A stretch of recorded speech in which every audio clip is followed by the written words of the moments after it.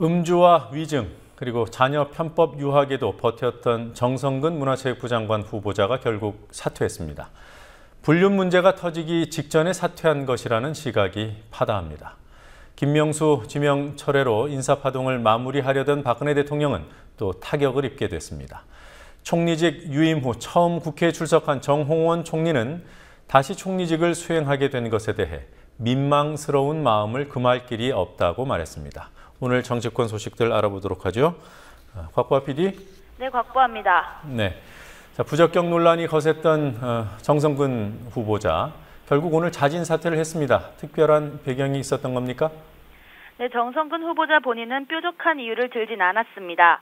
오전 보도자료를 통해 다 설명하지 못하는 부분이 있지만 그냥 물러나는 게 도리라고 생각한다고 말했을 뿐입니다. 박근혜 대통령은 어제까지만 해도 국회에 정성근 후보자 등에 대한 청문 보고서를 자정까지 채택해 보내달라고 요구하며 임명 강행을 시사했습니다. 그러나 그 후 정 후보자를 정리하는 쪽으로 분위기가 바뀐 것으로 전해졌습니다. 이 배경과 관련해 새정치민주연합의 박영선 원내대표는 오늘 아침 국회 교육문화체육위원회에 들어온 제보가 있다며 교문위원들이 입에 담기조차 싫은 내용이라고 얘기했다고 말했습니다. 박영선 원내대표가 언급한 입에 담기 싫은 내용은 정 후보자의 여자 문제라는 보도가 나왔습니다. 10여 년 전에 불륜이 있었으며 상대 여성의 어머니로부터 야당 의원실에 제보가 들어갔다는 내용입니다. 김명수 후보자 지명 철회로 2기 내각 구성을 마무리하려던 박근혜 대통령은 또 한 번 인사검증 실패 책임론에 직면하게 됐습니다. 특히 현직 검찰총장은 뒷조사까지 해서 혼외자식 의혹을 들췄던 청와대가 여성 문제 검증을 소홀히 했다는 비판도 박 대통령과 청와대가 새겨들어야 할 대목입니다. 2기 내각 구성 과정에서 낭만 후보자는 총리 후보자 2명과 장관 후보자 2명 등 모두 4명입니다. 네, 문제의 3인방 가운데 정종섭 후보자 1명은 그래도 결국 임명이 됐습니다. 야권에서 별 반응이 안 나왔습니까? 네, 민주연합은 정종섭 후보자 임명에 대해선 공식적으로 입장을 내놓지 않았습니다. 민주연합 대변인도 정 후보자 임명에 대한 국민TV 취재진의 질문에 답변을 피했습니다. 민주연합은 오늘 아침까지만 해도 정성근 후보자와 함께 정종섭 후보자에 대해서도 공세를 취했습니다. 그러나 지명 철회를 요구한 장관 후보자 셋 중에서 둘이 물러난 상황에서 정부를 더 밀어붙일 경우 여론의 역풍이 불 수 있다고 판단해 공세를 멈췄다는 분석이 나오고 있습니다. 한편 정의당의 박원석 대변인은 정종섭 후보자에 대해 위장 전입, 세금 탈루, 부동산 투기 의혹, 과도한 부수입, 황제 군복무까지 인사청문회 단골 메뉴를 모두 갖춰 안전행정부 장관 자격을 상실했음이 증명된 바가 있다며 청와대의 임명을 비판했습니다. 그리고 어제 국회 예결특위 파행의 빌미를 제공했던 정홍원 총리, 오늘 어땠습니까? 네, 정 총리가 출석한 국회 예산결산특위에서 야당 의원들은 정 총리의 사표가 사실상 수리된 상태여서 유임이라고 할 수 있는 근거가 없고 인사 실패에 대해 대통령과 총리가 사과해야 한다고 주장했습니다. 민주연합의 송호창, 김기식 의원의 말 차례로 들어보시겠습니다. 4월달에 이제 사표를 내셨지 않습니까? 그리고 우리 대법 판례에 따르면 그 사표는 임명권자에게 도달한 순간 효력을 발휘합니다. 그럼 사표를 내고 총리 자격이 없어진 겁니다. 그런 가운데 이 이후에 그 안대희 총리 후보자 또 문창국 후보자를 대표한테 다시 지명을 했지 않습니까? 그럼 사표를 수리하고 후임 총리를 대통령이 다시 지명을 한 건데 그런 상태라면 지금 이제 총리 후보자가 지금 없는 상태입니다. 인사 실패 아니 더 나아가서 인사 참사 수준의 상황이 벌어지고 있습니다. 어제 김명수 교육부 장관 후보자 지명이 철회됐고 오늘 정성근 문체부 장관 후보자가 스스로 사퇴했습니다. 그런데 이 인사 참사 수준의 문제에 대해서 대통령도 재정권을 행사했던 국무총리도 국민들에게 사과하고 있지 않습니다. 이 같은 논란에 대해 정홍원 총리는 사표 수리 행위가 확실히 있었다면 퇴임하고 나가야 하지만 수리 행위가 없었다면 법리적으로 문제가 없다고 주장했습니다. 이 같은 논란에 앞서 정 총리는 예결위에서 다시 총리직을 수행하게 된 것에 대해 매우 안타깝게 생각하고 민망스러운 마음을 금할 길이 없다고 말했습니다.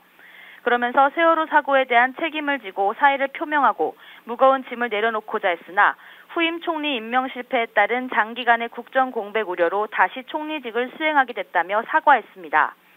정 총리가 유임 후 처음으로 국회에 온 건 어제입니다. 그러나 어제는 예결위 소속 야당 의원들이 정 총리의 보고를 받을 수 없다고 거부하면서 회의가 파행됐습니다. 자, 730 재보선 공식선거운동이 내일 시작되는 거죠? 네, 그렇습니다. 네. 자, 서울 동작을부터 판세를 좀 짚어볼까요? 나경원 새누리당 후보, 기동민 민주연합 후보, 노회찬 정의당 후보의 3자 대결을 가정해 지금까지 나온 여론조사를 보면 나 후보가 압도적으로 우세한 상황입니다.